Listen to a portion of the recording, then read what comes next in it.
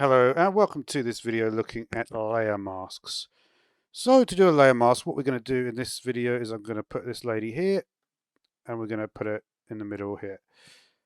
So how are we going to do that? Well, what we're essentially going to do is we're just going to hold down Shift using the Move tool, put it right there. All right, so it doesn't matter the exact position for now. Can always move it in a moment, but by pressing Shift, I've centered it properly in the window there. So to do the mask is we're going to go to Select, I want to go to Subject.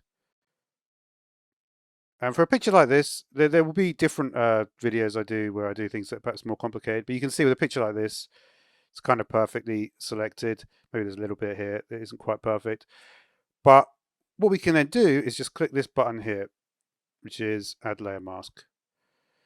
And that's going to do that. And then we can also, if we wanted to say we're not actually completely happy with the position, say we put the position somewhere like here.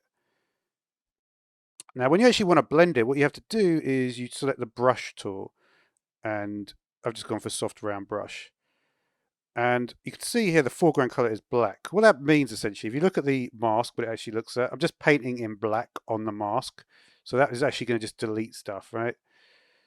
So you can see if I just paint on it, it deletes it. So I could, do something like that if we wanted to get various things. Now, if I wanted to do the opposite of that, all I'd have to do is just select this and just put it in the top corner.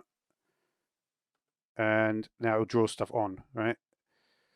So yeah, so that's essentially all I really wanted to talk about for this particular video.